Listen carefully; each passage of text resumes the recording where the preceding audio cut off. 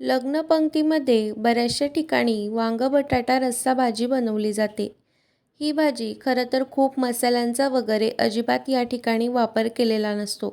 तरीसुद्धा चवीला अतिशय छान लागते आणि अगदी झटपटसुद्धा तयार होते.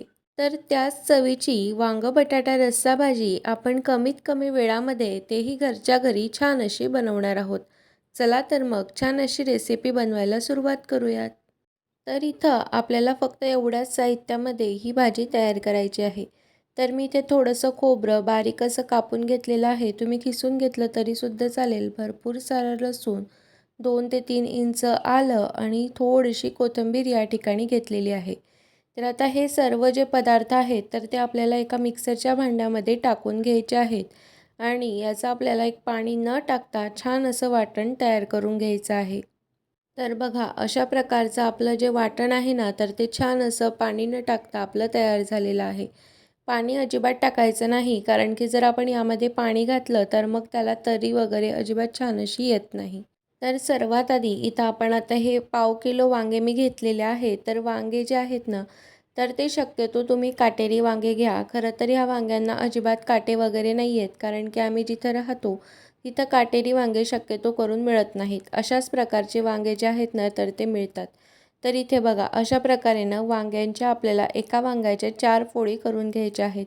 खरं तर वांगं निवडताना ना अगदी मीडियम साईजचे मी ज्या प्रकारे वांगे घेतले आहेत ना त्याच प्रकारची वांगी घ्यायची. कारण की जर आपण त्यांना भरपूर असं मोठं वांगं घेतलं ना तर त्यामध्ये भरपूर अशा बिया निघतात आणि जर खूप बारीक म्हणजेच अगदी छोटंसं जर वांगं आपण त्या घेतलं ना तर ते चवीला थोडंसं कडसर लागू शकतं किंवा तुरट लागू शकतं. त्यामुळे मग शक्यतो अशाच मीडियम आकाराचे वांगे आपल्याला घ्यायचे आहे. आणि हो, जर तुम्ही काटेरी वांगे घेतलीत ना तर काटेरी वांग्याचा फक्त जो काट्याचा भाग आहे ना तर तो थोडा थोडा काढून घ्यायचा आणि मग सेम प्रोसेसने अशा प्रकारे जी वांगी आहेत ना तर ती कट करून घ्यायची.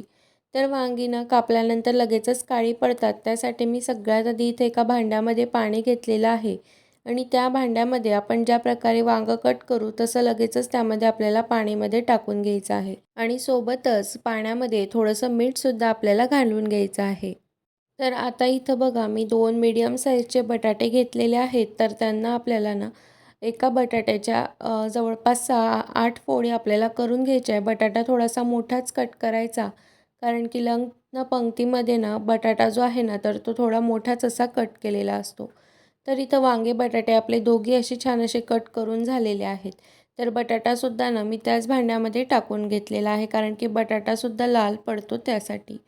तर आता इथे बघा मी ना एक कढई ठेवलेली आहे आणि त्या कढईमध्ये आपल्याला घालायचं आहे जवळपास 2 पळ्या एवढं तेल. तेल छान गरम झालं की त्यामध्ये अर्धा चमचा मोहरी टाकून घ्यायची. मोहरी छान फुलली की त्यानंतर लगेचच त्यामध्ये अर्धा चमचा जिरं टाकून घ्यायचं. जिरं मोहरीला छान असं फुलू द्यायचं आणि त्यानंतर मग आपण जे वाटण तयार करून घेतलेलं होतं ना तर ते वाटण त्यामध्ये आपल्याला टाकून घ्यायचं आहे. वाटण टाकल्यानंतर त्याला छान असं तेलामध्ये आपल्याला व्यवस्थित परतवून घ्यायचं आहे. तुम्हाला थोडासा असा फेस आल्यासारखा दिसत असेल, तर तो फेस आहे आपण कारण यामध्ये खोबरं वाटून घातलेलं आहे ना, तर त्यामुळे अशा प्रकारचा फेस जो आहे ना, तर तो या वाटणाला येतो. त्यामुळे याला करपण्याच्या आधीच ना आपल्याला जवळपास फक्त 2 ते 3 मिनिटच याला परतवून घ्यायचं आहे.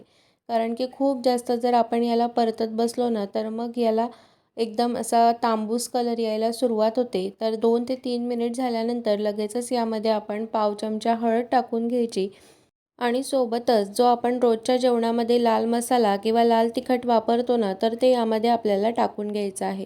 तुम्ही जर लाल तिखटाचा या ठिकाणी वापर करत असाल ना, तर अगदी पाव चमचा किंवा अर्धा चमचा एवढा गरम मसाला किंवा मग किचन किंग मसालासुद्धा तुम्ही यामध्ये घालू शकतात. या मसाल्यामध्ये ना ऑलरेडी गरम मसाल्यांसुद्धा मिक्स आहेत. त्यामुळे मी या ठिकाणी गरम मसाल्याचा वापर केलेला नाही.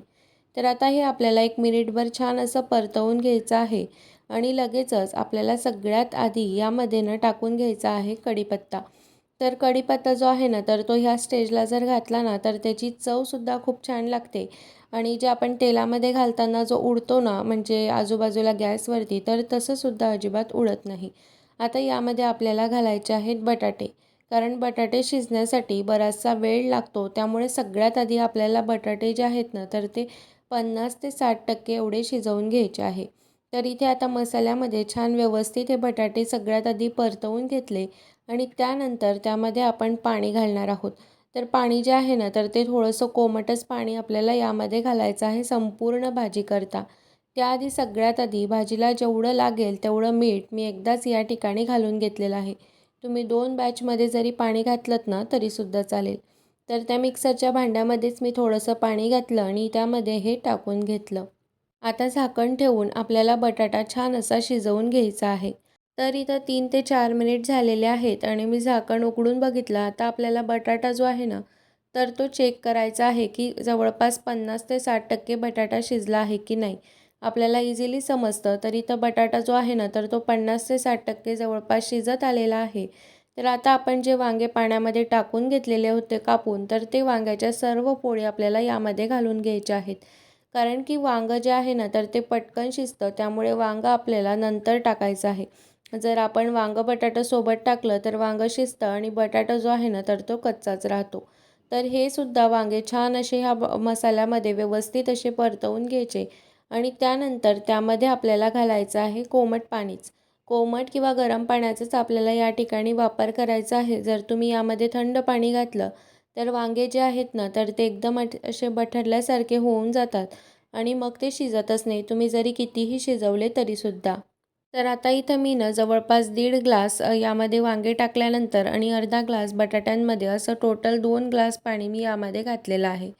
तर इथं तुम्हाला ना रस्सा थोडासा असा पातळसर दिसत असेल, पण खरं तर हा रस्सा ना हळूहळू जशा प्रकारे आपले बटाटे, वांगे शिजतात ना, तर शिजल्यानंतर जे स्टार्च असतं, तर त्याने सुद्धा ह्या रश्श्याला ना घट्टपणा येतो. तर आता आपण झाकण ठेवून घेतलेलं आहे. तर जवळपास 7 ते 8 मिनिटानंतर मी झाकण उघडून बघते. तर इथं बघू शकता भाजीला किती छान अशी उकळी आलेली आहे.